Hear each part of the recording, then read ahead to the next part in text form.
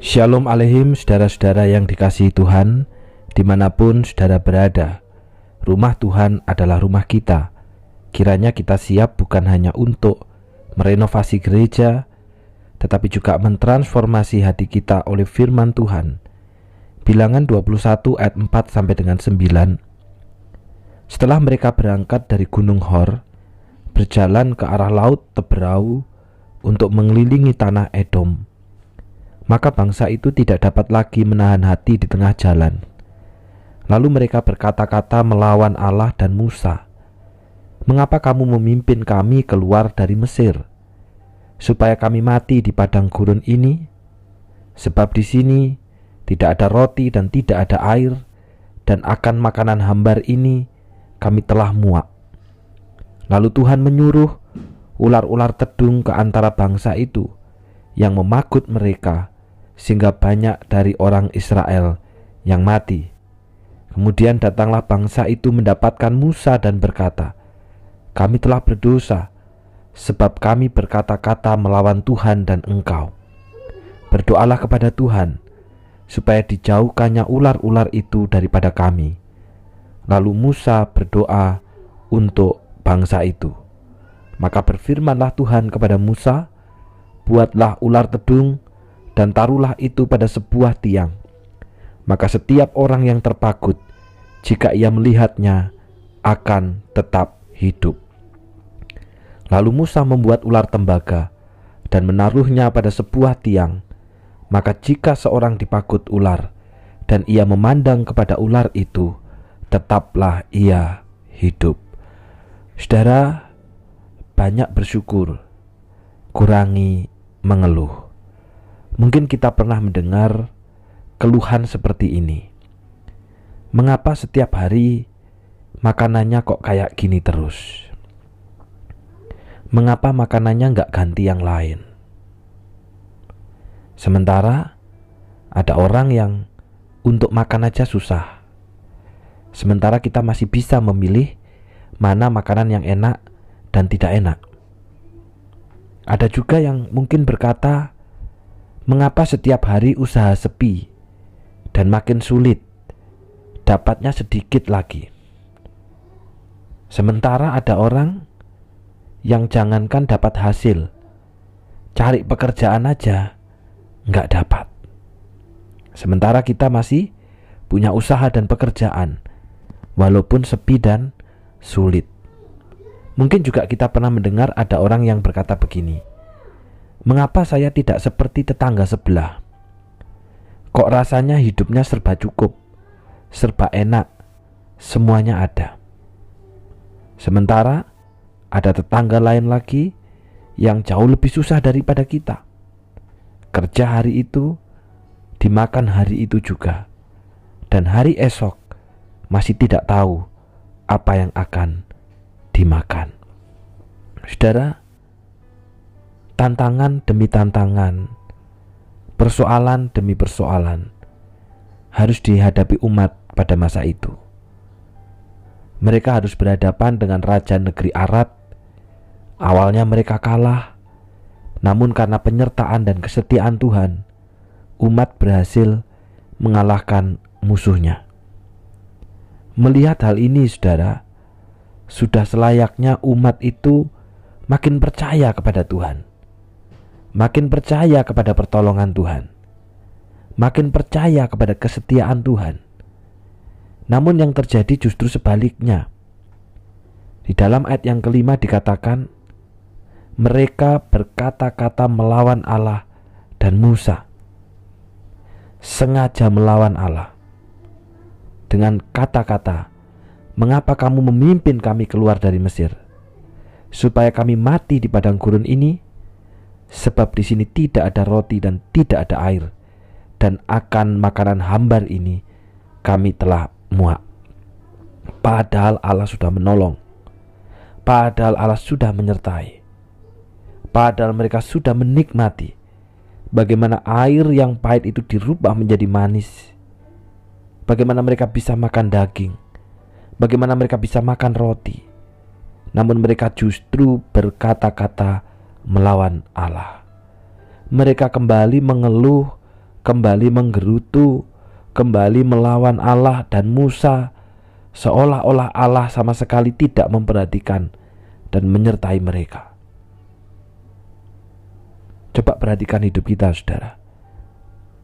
Apakah kita pun juga seperti umat pada masa itu? Tuhan sudah menolong kita sedemikian banyak sepanjang hidup. Kita sudah melewati pandemi, masa yang paling sulit. Ada banyak orang yang tidak selamat di dalam pandemi itu. Hari ini walaupun di tengah kesulitan, Tuhan masih berikan kita hidup, Tuhan masih berikan kita kekuatan. Apakah kita banyak bersyukur? Ataukah kita masih saja mengeluh, sehingga seolah-olah Allah tidak memperhatikan dan menyertai kita? Saudara, sungut-sungut umat pada masa itu, keluhan umat pada masa itu membuktikan bahwa sebenarnya mereka tidak percaya kepada Allah sekalipun berada di tengah umat Allah.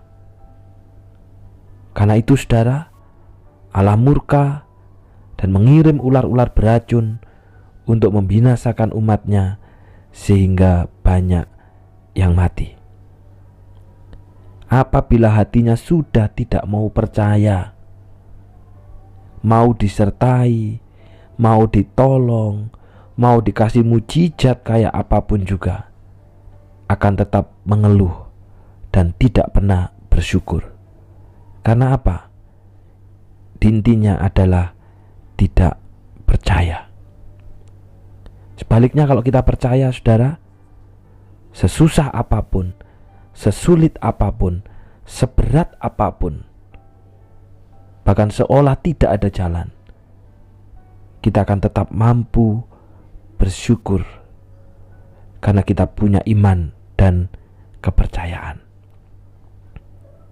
Karena itu, saudara, Allah membuat umat pada zaman itu bertekuk lutut dan mengakui keberdosaan mereka karena sudah melawan, sudah bersungut-sungut, sudah menggerutu kepada Allah, seolah-olah Allah tidak memperhatikan dan menolong mereka. Apa solusinya, saudara? Zaman itu solusinya adalah Musa membuat ular tembaga sesuai dengan perintah Tuhan. Melalui ular tembaga itu, Allah ingin mengajarkan suatu hal kepada umatnya. Bukan untuk menyembah ular, bukan untuk menjadikan ular tembaga sebagai berhala, bukan.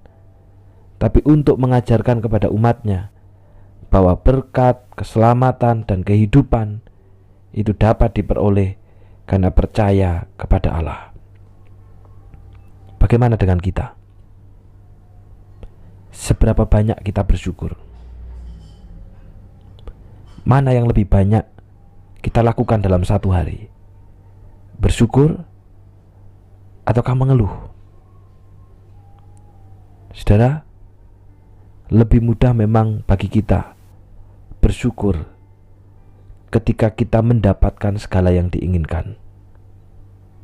Usaha lancar, cuan banyak, keluarga damai sejahtera, semua baik-baik, gampang kita bersyukur. Dan itu berarti kita bersyukur karena apa yang Allah berikan, bukan karena Allah sendiri. Beda, saudara ya. Kalau kita bersyukur karena usaha lancar, cuan banyak, keluarga damai sejahtera, semua baik-baik, berarti kita bersyukur karena apa yang Allah berikan, bukan Allah sendiri. Kalau kita bersyukurnya karena Allah, saudara, usaha lancar, tidak lancar, cuan banyak, cuan sedikit, keluarga damai sejahtera, atau keluarga di dalam persoalan, anak-anak baik atau anak-anak kurang baik, kita tetap akan bersyukur karena syukur kita karena Allah yang setia pada janjinya, bukan karena apa yang diberikan oleh Allah. Sehingga, saudara, sudah semestinya kita lebih banyak bersyukur ketimbang mengeluh. Karena itu mari kita belajar bersyukur setiap saat. Bersyukur karena Allah dan bukan karena apa yang diberikan Allah. Daripada mengeluh dan mengeluh, semestinya bersyukur dan bersyukur, karena itu membuktikan kita percaya kepadanya. Mari kita berdoa.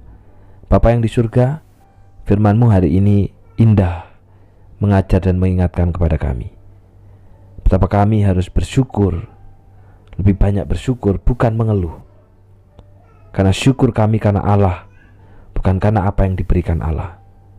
Tuhan, tolong kami di tengah segala kesulitan hari ini, di tengah Indonesia yang dikatakan gelap itu, biarlah kami perbanyak bersyukur dan bukan memperbanyak mengeluh.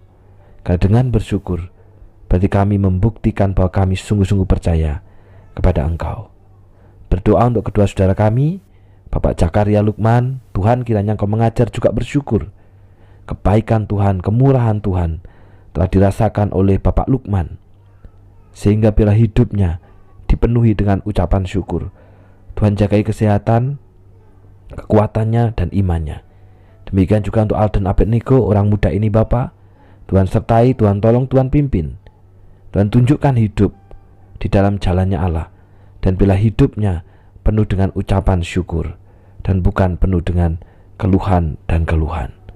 Terima kasih Bapa, dalam nama Tuhan Yesus kami sudah berdoa. Amin.